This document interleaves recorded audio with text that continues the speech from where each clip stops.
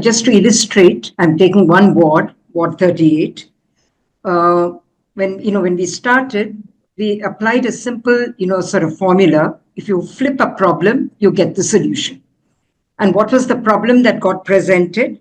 When we sort of did a participatory assessment with the support of right holders organizations and community institutions and platforms, we found that with about 3,100 households and about over 12,000 population, almost 346 households and 1,100 populations were severely impacted by climate. And to sort of compound the situation, we had just entered the new wards in 2023. So from August 2023 to December 2024, we had to mitigate and reduce the risk that 346 households or 1,100 populations were experiencing. The numbers look small, but the challenges were daunting and the problems huge. In all these 5 settlements, they are home to highly marginalized populations, indigenous groups, scheduled castes, women, and within them a large section of single women, persons with disability, elderly, and with a majority of them, preponderant section of them, residing on the banks of a canal or open drains, not having any access to what we call municipal water supply by then, even though the Clean India mission, the entire sanitation programming had been on for the last 10 years. They were still not having access to safe water. And of course, a large chunk were also, situated in low-lying areas. So there was no option but to ensure community participation, empowerment, and accountability. And we had to draw attention to this in a loud and no holds barred, manner. And this was not possible without community, being the vanguard and spearheading the change.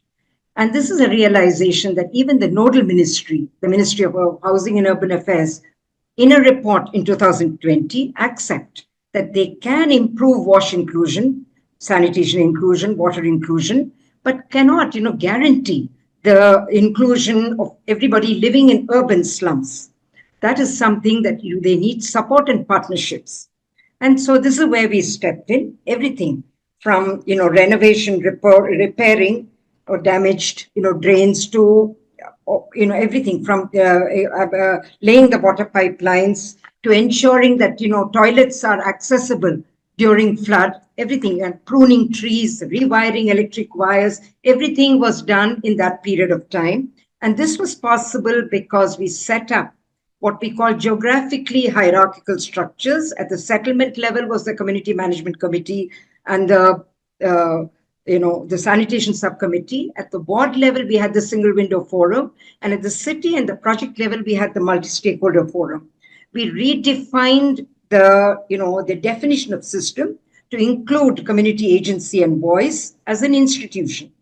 We built their capacity, actively got them to participate, everything from inception to generating demand to doing participatory assessment to a series of community consultations to ensure that decisions are taken not by a coterie but by the entire community.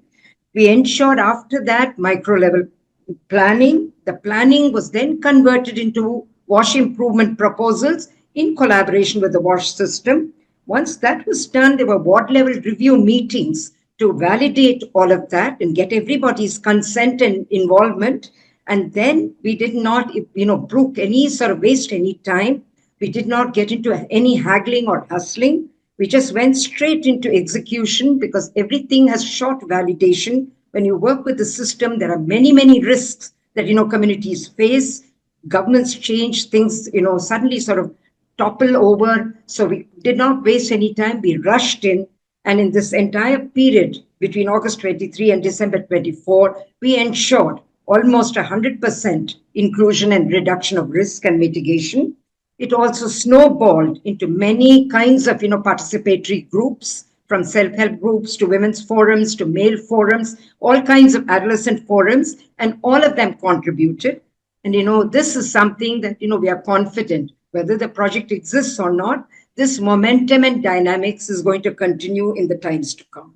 So in our context, given the sort of, the rising urban challenges, now that we have, demonstrated the proof of concept in 2 big cities, we would like to take this to the satellite towns in and around the cities and, demonstrate, maybe even, develop what's called a blueprint for, scaling up inclusive and resilient WASH, and not just in the urban slums, but these are all 100,000 less population. So in the city as a whole. So, create what is called a citywide inclusive WASH.